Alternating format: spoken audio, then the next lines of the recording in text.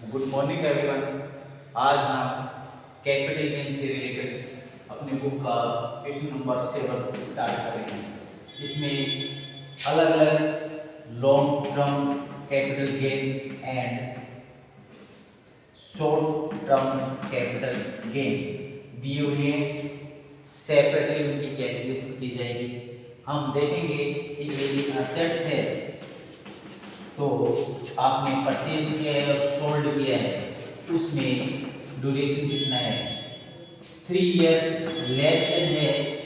3 year less than है तो हम क्या करेंगे? Long term short term calculation करेंगे।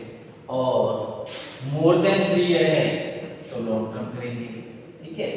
असेट्स में इसमें बिल्डिंग है, लैंड है, अदर फिक्स एसेट्स है, उन पर हम इस प्रकार की कैलकुलेशन करेंगे। इसके बाद शॉर्ट टर्म की हम बात करें तो लेस देन की कंडीशन में शॉर्ट टर्म किया जाएगा। अब देखिए अपनी जो बुक है इसमें अपन स्टार्ट करते हैं 7 number. Mister Deepchand has the following capital assets on 1 अप्रैल। इसके बाद दीपचंद के बाद जो प्रॉपर्टी है वो अपने को इसने बताया है। रेजिडेंशियल हाउस है इसके पास 1 लाख रुपए का। ज्वेलरी है 50,000। और इसके बाद अनलिस्टेड शेयर्स दिए हुए हैं और यूटीआई के यूनिट्स 1964 यूटीआई के यूनिट 10,000 के।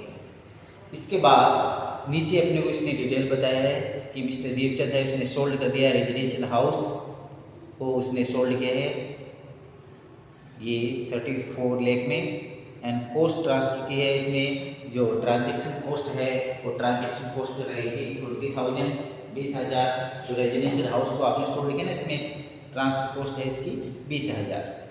चलो इसलिए इसके बाद आगे अपने को कहता है कि ये जो हाउस है आपने 92 में परचेज किया था।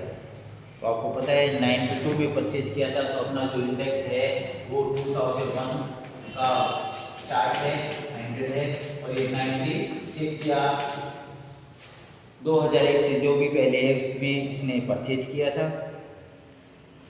और ये जो परचेज किया था आपने, परंतु ये कहता है FMV, इस एरिया को FMV फेयर मार्केट वैल्यू है इसकी वो 10 लाख रुपये मानी है। ठीक है, तो 10 लाख के अकॉर्डिंग अपन कैलकुलेट करेंगे। और इसके बाद क्या है, ज्वेलरी है उसको भी इसने सोल्ड कर दिया है। वो इसने ज्वेलरी को सोल्ड किया है वो 1 लाख रुपये में किया है। एक्सपेंसेस ट्रांसफर खर्चा है रहा है ज्वेलरी का, वो रहा है 5,000 5,000 रहा है। ज्वेलरी को आपने परचेज किया था 2021 में और 2023 में बेच दिया, इसका मतलब लेस देन 3 ईयर है, इसलिए इसमें शॉर्ट टर्म रहेगा। रेजिडेंशियल हाउस की हम कैलकुलेशन करके वो रहेगा लॉन्ग टर्म, और ज्वेलरी वाला क्या रहेगा? शॉर्ट टर्म रहेगा। क्योंकि इसने जो ज्वेलरी खरीदी है वो आपको दे रखी है 21 में खरीदी है, 23 में बेच दी है, तो 3 साल बेटा नहीं हुए हैं, इसलिए ये शॉर्ट टर्म की कैलकुलेशन की जाएगी। क्लियर? इसके बाद शेयर्स दिए हुए हैं, वो कब यूटीआई के यूनिट्स दिए हुए हैं, शेयर्स दिए हुए हैं, इनको आगे और देखते हैं, पहले ये कंप्लीट कर लेते हैं। ठीक है, चलिए स्टार्ट करते हैं इसको करना।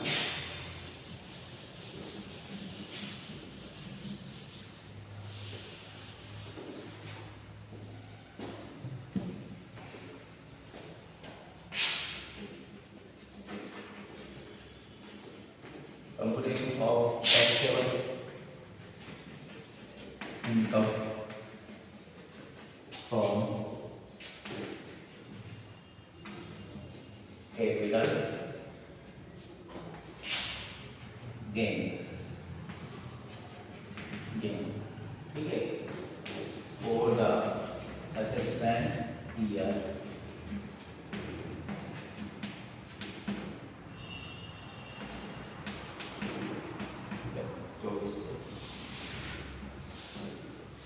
फिर ना हो कैपिटल ऑफ, उसका जो नाम है वो भी लिख सकते हो आप।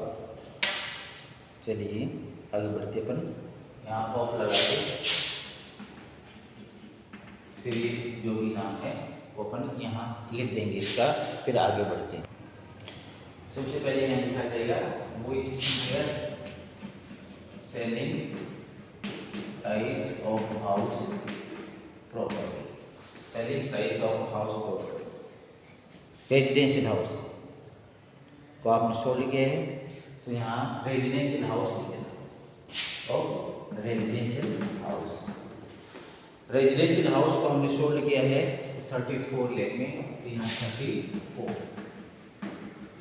Less cost of acquisition, less cost of acquisition. अब 2001 से यदि पहले का है तो 2001 में उसकी FMV वैल्यू देखी जाएगी। यहाँ लिख देते हैं FMV ऑन 1/4/2001 कितने हैं FMV वैल्यू इसकी दे रखी है अपने को 10 लाख रुपये। इसके अकॉर्डिंग अपन कैलकुलेशन करें किया, इसका इंडेक्स लगा दिया 10 लाख, इसका इंडेक्स 3, 4 है, ये इंडेक्स। इसके बाद ट्रांसफर एक्सपेंसेस दे देंगे, ये हो गया कॉस्ट, ये ट्रांसफर एक्सपेंसेस। ट्रांसफर एक्सपेंसेस इसमें दे रखे हैं कितने रहेंगे 20,000, तो इसकी कैलकुलेशन करें ये 20,000 ट्रांसफर एक्सपेंसेस ये भी दिए। और इसके बाद और कोई ट्रांजैक्शन नहीं है, या काउंट कर देना और यहाँ पर ऐड कर देना लॉन्ग टर्म कैपिटल, ये इसका आंसर आ गया फर्स्ट पॉइंट। फिर लास्ट में अपन लॉन्ग टर्म ऐड कर लेंगे अलग और शॉर्ट टर्म अलग सेपरेटली कैलकुलेशन करके बताएंगे। इसके बाद दूसरा पॉइंट अपन करते हैं सेलिंग प्राइस ऑफ ज्वेलरी। तो इसके नीचे अपन स्टार्ट करते हैं सेलिंग प्राइस ऑफ ज्वेलरी। इतने में जो ऑर्नामेंट्स है और उसमें वो शॉर्ट टर्म है, इसलिए उसको अपन इंडेक्स चार्ज नहीं करेंगे, डायरेक्ट लिखेंगे।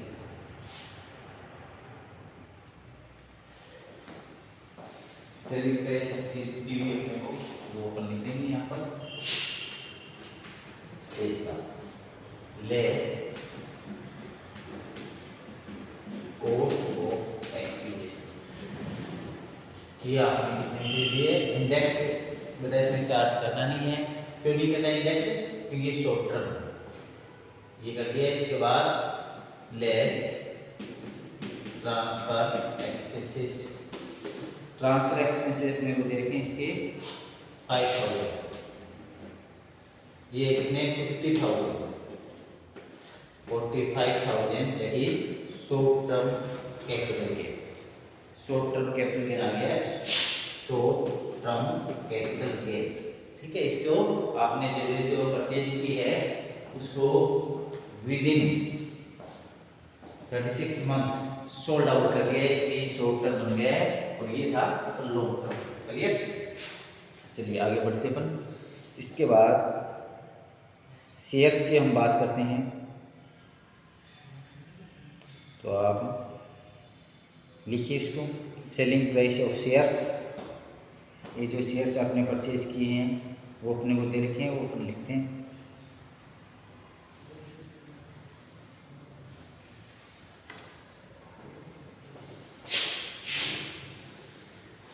लिख देते हैं इसको।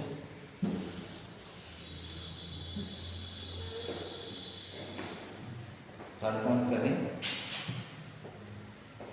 Selling price of shares.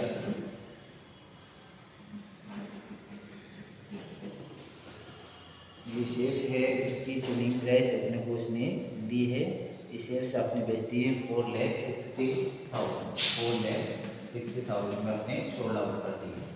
Less cost of acquisition, इसकी लागत कितनी है वो कैलकुलेट कर रहे हैं, तो उसकी लागत अपने को उसने बता रखी है, इस तारीख को कितनी लागत है इसमें अपने को बताई है, इसकी है 1,26,732, ठीक है।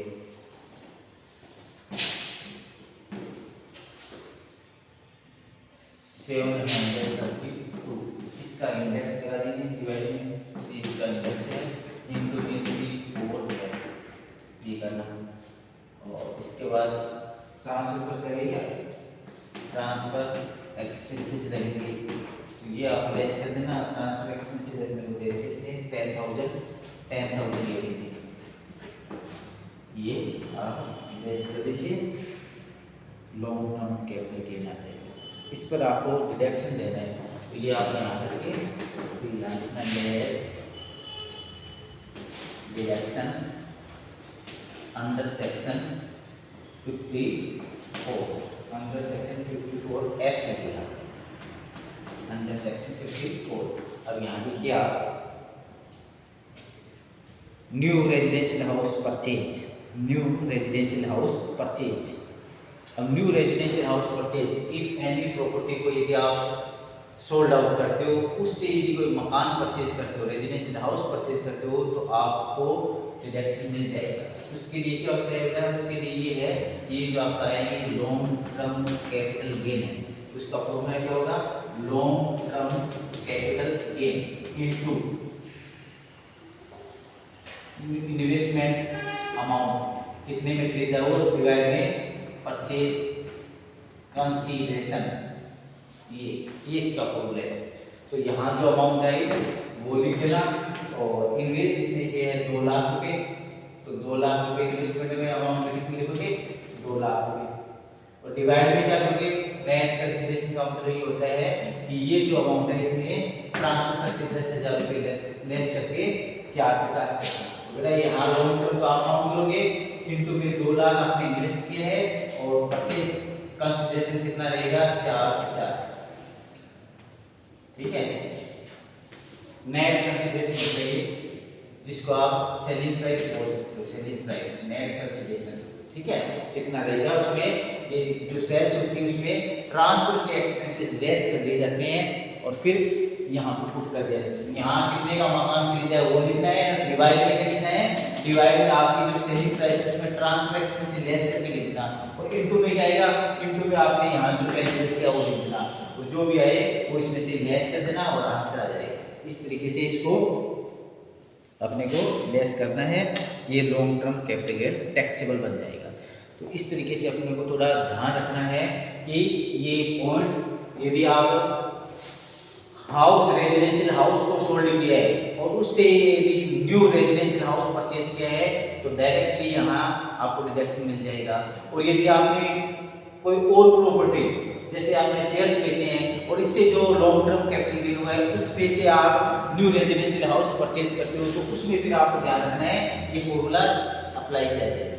फॉर्मूला क्या है, long term capital gain this one into investment amount, कितने का मकान परचेज करो वो लिखिए, और डिवाइड में क्या है, selling price net consideration. Net consideration का मतलब है कि आपने ये 4,60,000 में सोल्ड की थी, ट्रांसफर खर्चा है वो लेस कर दीजिए, ओनली ट्रांसफर एक्सपेंस से लेस कर दीजिए, वो डिवाइड करना है। तो 2 लाख रुपए इन्वेस्ट किए हैं और नेट कंसीडरेशन क्या रहेगा, 4,60 में से 10,000 ट्रांसफर खर्चे मैंने लेस कर दिए, तो 450, और लॉन्ग टर्म कैपिटल गेन आप काउंट करके यहाँ और उसको लेस कर देना। लेस करने के बाद जो आएगा उसको लिखोगे आप taxable long term capital gain. तो इस तरीके से 3 अलग अलग थे, उनको हमने कैलकुलेट कर लिया है। अब आप क्या करोगे, लॉन्ग टर्म, एक तो ये था, एक पहले वाला पॉइंट था लॉन्ग टर्म, उन दोनों को जोड़ देना, वो तो लॉन्ग टर्म टैक्सेबल आ जाएगा, और ये शॉर्ट टर्म का टैक्सेबल कितना करना है, ठीक है। तो दोनों का अलग अलग आंसर पूछो ना, तो शॉर्ट टर्म का अलग आंसर बताना आप, और लॉन्ग टर्म का अलग बताना, ठीक है। फर्स्ट पॉइंट में और थर्ड पॉइंट में लॉन्ग टर्म है, सेकंड पॉइंट में शॉर्ट टर्म है, तो इनके सेपरेटली अपने को आंसर देने हैं। तो इस तरीके से अपने को लॉन्ग टर्म शॉर्ट टर्म की कैलकुलेशन करनी होती है। ये कैपिटल गेन वाला जो चैप्टर है बिल्कुल ही आसान है, आप थोड़ा इस पर प्रैक्टिस करोगे ना तो परफेक्ट बनोगे, ठीक है। और इसमें जो डिडक्शन है वो जो प्रोविजन अपने को दे रखे हैं बुक में, उसको अपने थोड़ा सा ध्यान रखना है। 54 का इसमें 7 पॉइंट है, उनको थोड़ा आप पढ़ लीजिए कि किस बात का डिडक्शन अपने को मिलेगा, और वैसे ही शॉर्ट टर्म लॉन्ग टर्म की कैलकुलेशन थे। तो आज के लिए इतना काफ़ी है, थैंक यू।